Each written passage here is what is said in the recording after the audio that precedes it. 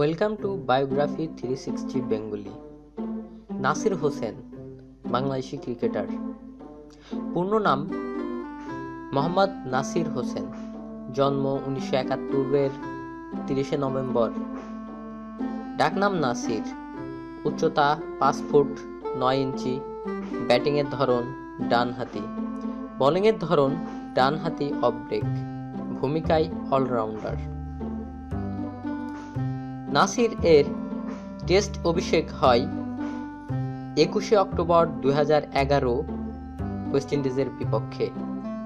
ODI অভিষেক হয় 14 August 2011 জিম্বাবুয়ের বিপক্ষে এবং টি-20 অভিষেক হয় 11 অক্টোবর 2011 ওয়েস্ট ইন্ডিজের বিপক্ষে। নাসির রংপুরে জন্মগ্রহণকারী বাংলাদেশি ক্রিকেটার।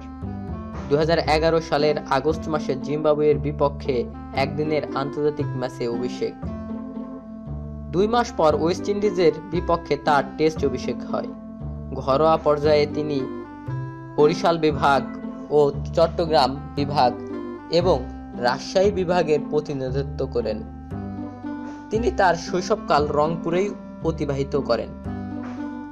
নাসির হোসেন 2010 এশিয়া গেমসে 13 সদস্যে বাংলাদেশ দলে ছিলেন। জিম্বাবুয়ের বিপক্ষে 14 আগস্ট 2011 সালে ওডিআই অভিষেক ঘটে।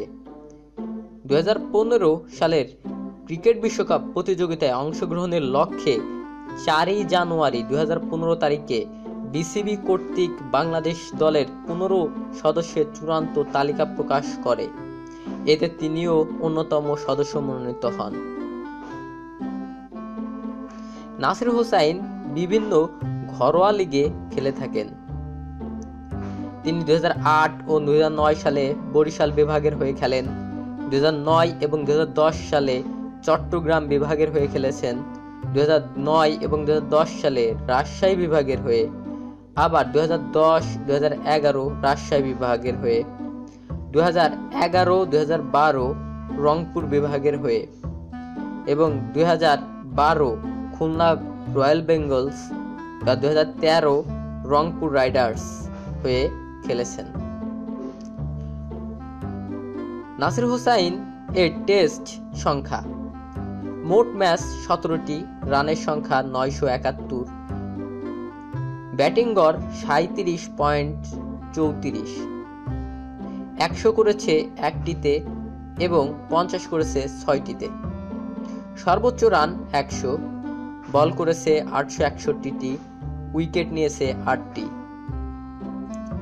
ওডিআই ম্যাচের সংখ্যা 53টি, রানের সংখ্যা 1190, ব্যাটিংয়ের গড় 34.00, 100 করেছে 1টিতে ও অর্ধশত করেছে 6টিতে। সর্বোচ্চ রান 100, বল করেছে 839টি, উইকেট পেয়েছে 15টি।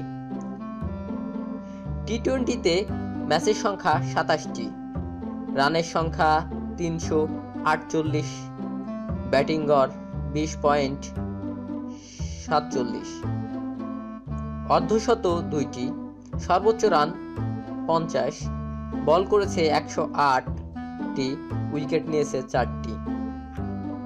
সেরা বোলিং ফিগার: 3 উইকেটে 52 রান, 3 উইকেটে 26 রান, 2 উইকেটে 26, 3 উইকেটে 22। ক্যাচ ধরেছে 10টি টেস্টে, ওডিআইতে 28টি, টি-20তে 13টি। দয়া করে আমাদের চ্যানেলকে সাবস্ক্রাইব করবেন পরবর্তী ভিডিওর জন্য। আমাদের সঙ্গে থাকার জন্য আপনাদের সকলকে ধন্যবাদ।